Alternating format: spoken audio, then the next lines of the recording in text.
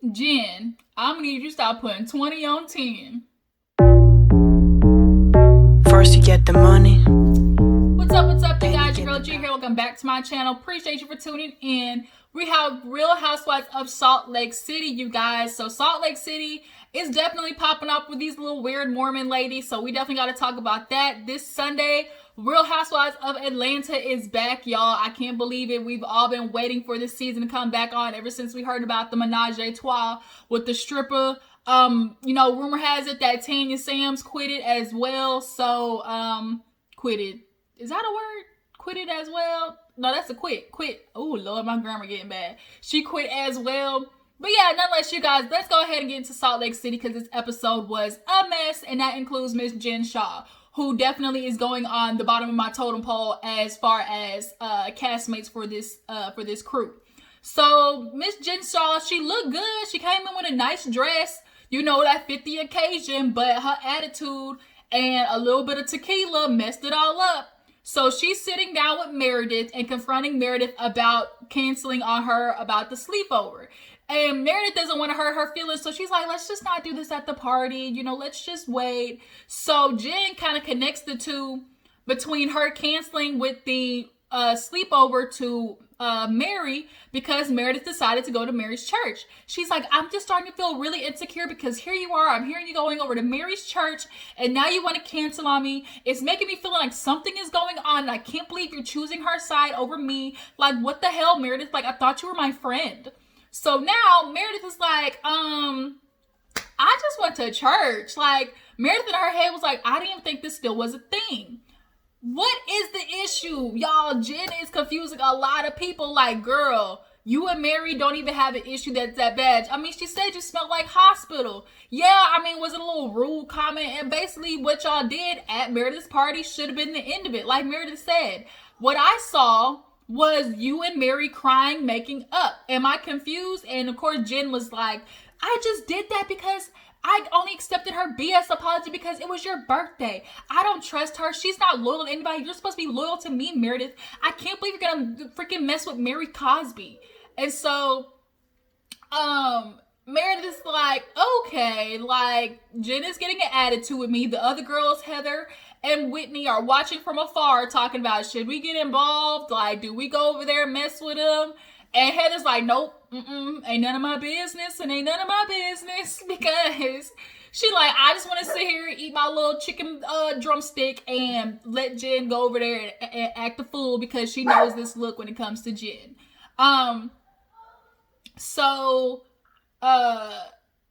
Meredith is like, Jen, like, I'm not gonna do this with you. Like, I mean, I thought you and Mary were cool. Like, ever since the end of my birthday, it's been a week and nothing's happened. So I don't know what you want from me. Do you want me to be mean to her or something? She's like, no, but you need to pick a side. You just can't always say Switzerland. Is that what you're always gonna do for the rest of your life? Just be in the middle? So Lisa decides she wants to walk over there. And Meredith's like, I'm done. I'm walking away. I'm disengaging. Like, for her to be yelling at me and telling me, like, I shouldn't be friends with Mary. Like, how old are we? Like, we're not picking sides. Like, Jen, for the issue that you were trying to get mad about, she's like, she disrespected me, my family. First of all, quit bunching your family in there because Mary did not disrespect your family. Like, cut it out. I really starting to feel like Jen wants to make scenes every time it's time for them to be on. Like, she so badly wants to be, the one that everybody talks about, that she's forcing these scenes, and it's gonna backfire on you, Jen. Like, am I tripping, or does it seem like she always wants some type of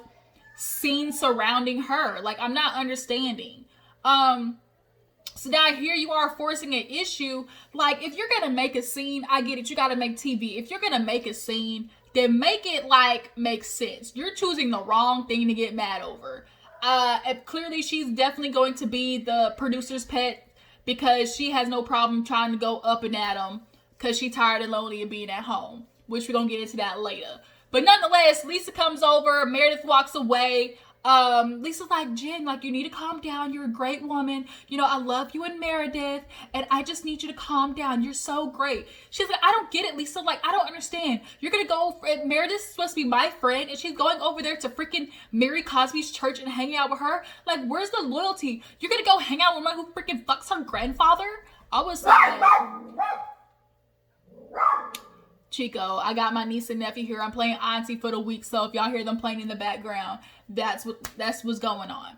So when she said that, everybody was like, you heard a record scratch. Everybody was like, oh, okay, you going there. Lisa was like, let's take the tequila away, because it was bad. Like, even Mary was like, I heard that, clearly you got a problem because I'm always in your mouth, which is true. Like, where is the beef between them? So, Whitney and Heather. All right, y'all. Sorry, I am back. I got all these distractions. Got Chico, my niece and nephew. Like I said, I was playing auntie for the week. It's madness. But nonetheless, what I was talking about, Jen kind of did talking about, oh my God, Meredith, you're gonna sit there and hang out with Meredith, who freaking F's her granddaddy. And everybody was like, oh shit, she went there. And so everybody's like, dang, Jen, like, you messed up. Like, even if it's true, like, you don't say that. So now you realizing Jen is just one of the people that you gotta, like, be friends with from a distance, because she has no problem, dropping bombs. And I can't be friends with a heifer like Jen. Like, she can't. She's so extra. I need my edge to quit playing around. It's just, like, sticking out, and it's really bothering me. Like, I don't know where my edge control is at. But nonetheless, she gets up and was like, I'm ready to go. Like, I think I should leave. So the other girls are there trying to console her. Mary sees the madness and was like, I heard that. Bitch, I got you. I see you. We see each other. So she goes outside and is acting a plumb fool. Acting with the tomfoolery. Talking about, oh my God, I'm ready to go. I can't put up with this anymore. The other girls are like, oh yeah, when Jen gets like this, there's no fixing it. Heather's out there trying to call Sharif, I think it's her husband's name. He was supposed to pull up to the party. Like, I mean, goodness. It's like, how the heck did Jen start acting this crazy over the smallest thing? So the girls are like, I know what we gotta do when Jen gets like this. We just gotta speak nice things into her ear, be super positive, tell her she's great so she'll calm down. Whitney's like, I'm scared. All the girls acting like, I'm scared. I don't know what's gonna happen. They're acting real scared white womanish. I mean, what else would we expect? So Jen ends up leaving. Her husband picks her up. I'm sure he's like, what the fuck is this? Like, why is my wife out there acting a plumb fool? So the next day, everybody's like, girl, you remember how Jen was acting? Like, did Jen, like, really act like that? Like, what did you think? Mary and Whitney talking like, the party was fun until the end of the night. Mary's feeling like, what is the issue? The only thing I can think of is jealousy. For me, I'm thinking simply, she's trying to, girl, it's season 1. It's too early for you to sit there and be talking about, oh, she better be on my side, this side. Like, that's more season 3, 4 type shit. Like, you ain't even made it that far, Jen. So I need you to calm down. I mean, I need you to bring it down 3 notches, okay? So, yeah, Whitney was like, yeah, like, we need to check on Jen. Like, I don't know what is going on. So then Lisa and Heather are talking, and Lisa's just kind of like, I just can't believe she said that about Mary. Like, I love Jen, but that was just too much. So now Jen is over there with Heather a little bit later, and she's talking to Jen. And Jen comes in with the goddamn food she loves eating. I mean, I can't blame her. Heather killed me when she talking about, don't nobody touch my food. When she was walking outside with Jen, she was waiting on that goddamn food. But I get, if I go to a party, you better have some, accoutrements and, a little finger food, because a bitch be hungry. You can't drink on an empty stomach. That's like party foul number 1. You drink on an empty stomach, it's gonna be over. Only 3 drinks in. So, yeah, so back to Heather and Jen talking. Jen came in looking, fly as usual, because that's the only thing she can do these days. So she's talking to Heather, and she's like eating, and she's trying to figure out what the hell is going on. And Heather's like, Jen, like, what happened the other day? She's like, I'm just not gonna lie, Heather, like, I'm just stressed. I've just been holding in a lot of things, and I think I just blew up. Like, I'm so sick of being, with my face together, like everything all happy, because that's just not what's happening right now. So she's looking, she's like, how are my lips? Like, are my lips okay? And she's like, touching her lips and everything.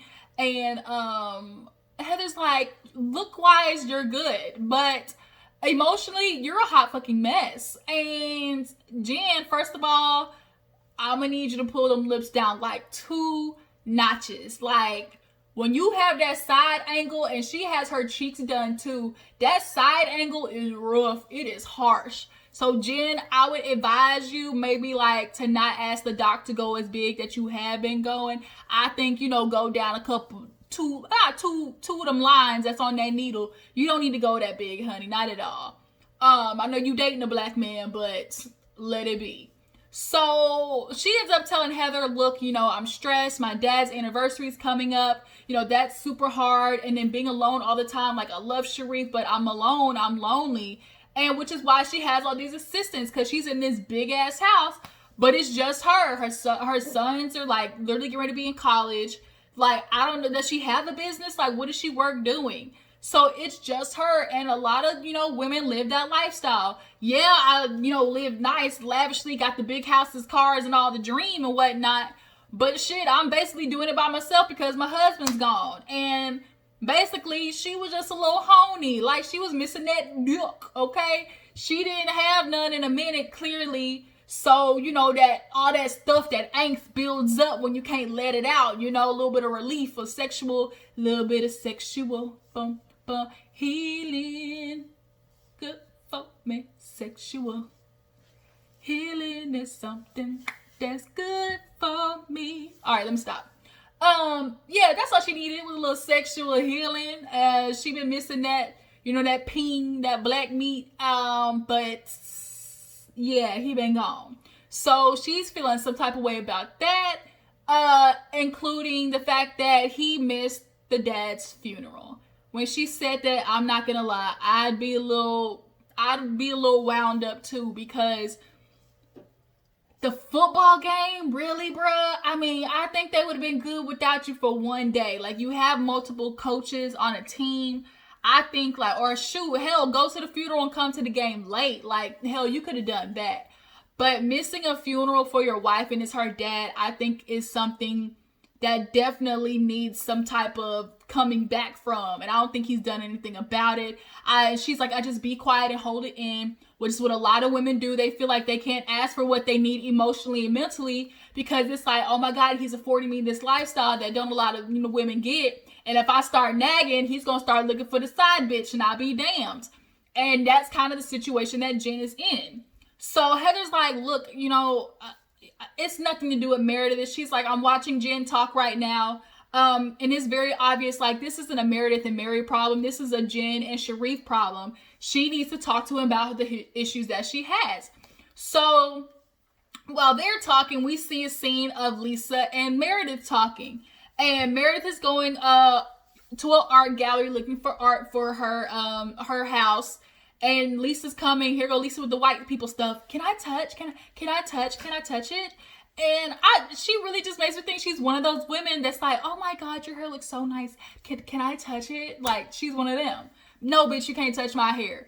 So Meredith reveals to Lisa, she's like, I want to tell you something. She's like, oh my God, am I gonna cry? She's like, I don't know, maybe. And she's like, look, me and Seth are separated, but you know, we're still dating each other.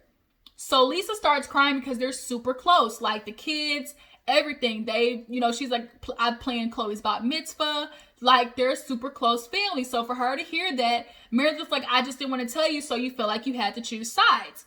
So for Meredith and Seth to be separated but doing this like whole date thing, cool. Sometimes a lot of husband and wife need to do that. They forget to date each other. They just become roommates. But the problem is this a separation where it's final that we are still, you know, exclusive to each other? Or is this just a separation where we are in the process of getting the papers done and we both got a little nookie on the side? And the way that Seth is acting, he's got some type of inkling or some type of, you know, intuition that possibly Meredith is getting a little dick on the side from somebody. So,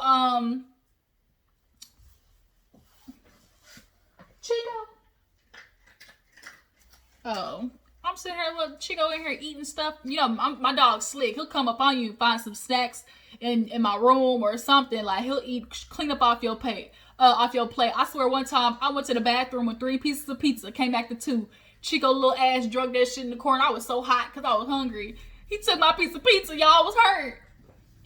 but I couldn't be mad at him. Like any real pet owner know your dog will tear some shit up or get in something, and then 2 minutes later you be wanting to sit down and cuddle with them on the couch. It don't make no sense.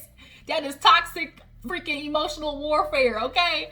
But nonetheless, back to Salt Lake City. They got a lot of emotional warfare going on there because, like I said, Meredith, she getting a little peen on the side, and Seth clearly feels some type of way because he wouldn't have done that situation at the dinner where it's like, here, check my phone. Like, I have anything in my phone. He definitely was trying to use that as a reason to go through her shit because he feel like it's either a James, a Tyrone, freaking Jonathan. It's something that she having sex with, but it ain't him because he said overworked and undersexed. So, as she's talking to Lisa about it and being like, I haven't told anyone besides Jen, messy boots ass, gonna sit there and blab her mouth to Heather talking about, I'm such a loyal person. Loyalty's important to me. Like, I've been there for Meredith. We've had a bond. For the past year, we've just gotten so close. I've been, there for her even when Seth and her are separated. So it's like, Heather was like, wait. Her and Seth are separated? And Jen is like, yeah, like they haven't been doing good. And so Jen in her confessional was like, well, if you want to betray me, then I'm going to talk about it to whoever. And it's like, Jen, you them type of bitch that you can't be around. Oh, you that type of hoe. Okay, I can't tell you nothing. Because the minute we get in the fight or the minute, we might have a disagreement, you blowing that shit up in my face. That's an issue. And right now, at the end of the episode, yeah, you and Meredith are cool because you apologize.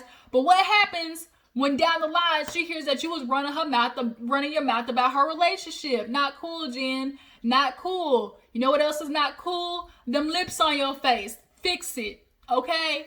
So, after that scene, Mary has Lisa over. Yeah, Lisa over.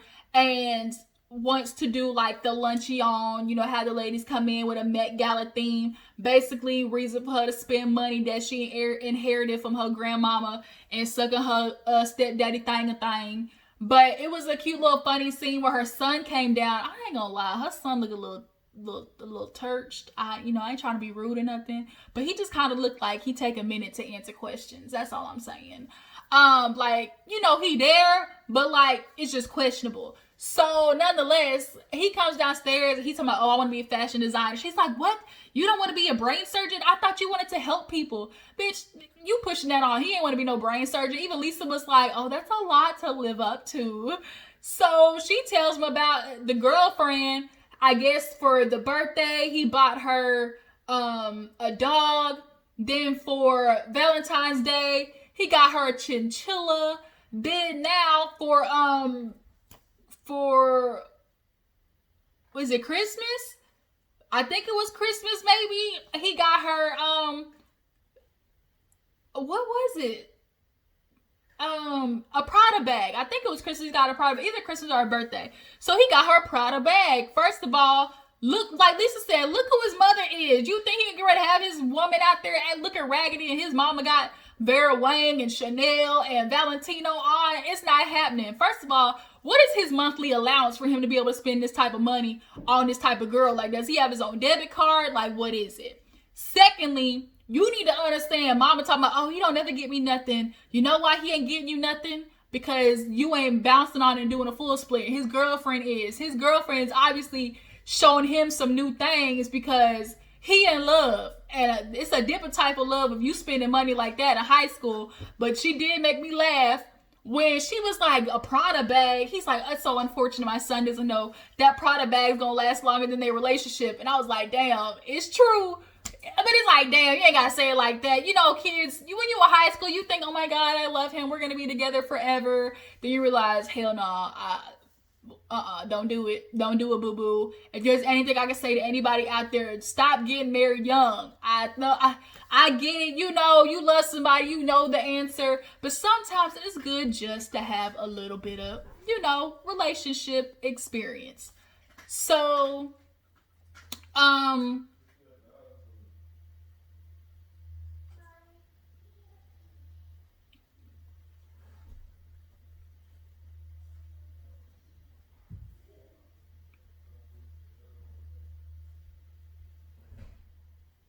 Oh, sorry, I was listening to the background. My brother just came in.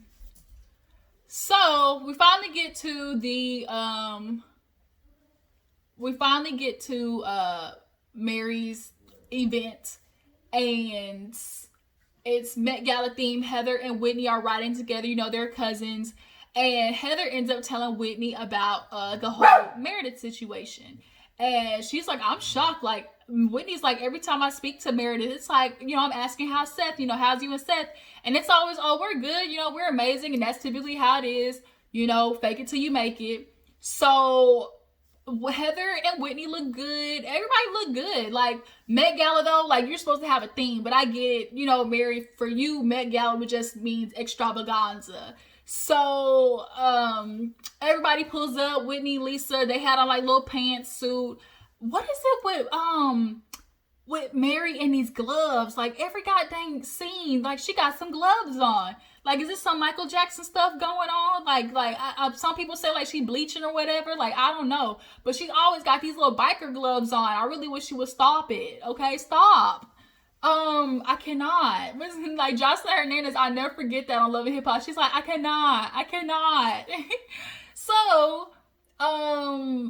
So all the ladies show up. Heather had it right on the head, on the nail, talking about if anything, Jen gonna show up late and just be looking stank and judging everything, which it was. But what we not gonna sit here and not acknowledge the fact that Mary got some money, okay? Mary married into the money. Her grandma gave her some type of, you know, good bankage because she living large. Got all the girls, Louis Vuitton earbuds, had the fish swimming on the table, had the Dom Perignon 2003 that 5,600 people died in, but it made perfect good grapes for this champagne. So, I mean, you know, do it up, Mary. This is the type of, you know, extreme housewives that we be trying to, you know, to experience, you know, live vicariously through. Like, she acting real Housewives of Beverly Hills-ish. And I cannot, you know, say I ain't mad at it. Y'all ain't mad at it. So Mary has the ladies sit down there eating, have a nice fancy white truffle. And Mary goes first with the one thing that she wanted people to know about her.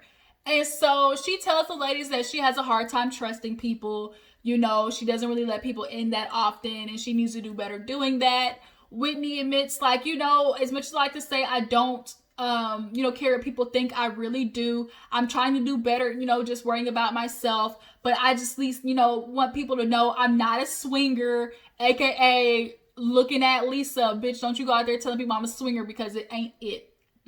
Not happening.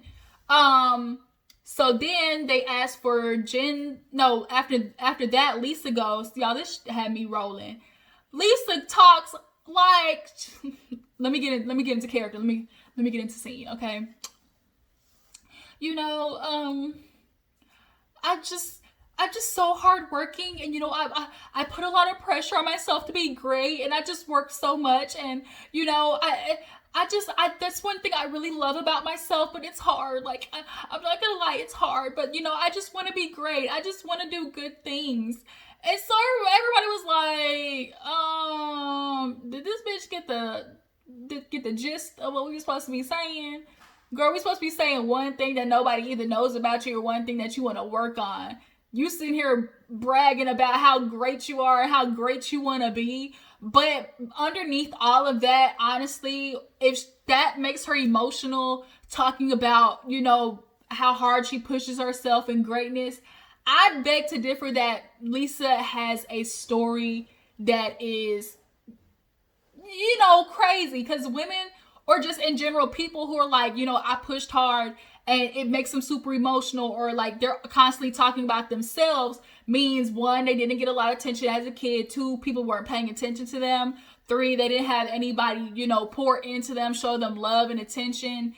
And I'm just going to guess that that's Lisa's story on with some more. I really feel like there's some stuff to dig under there with Lisa.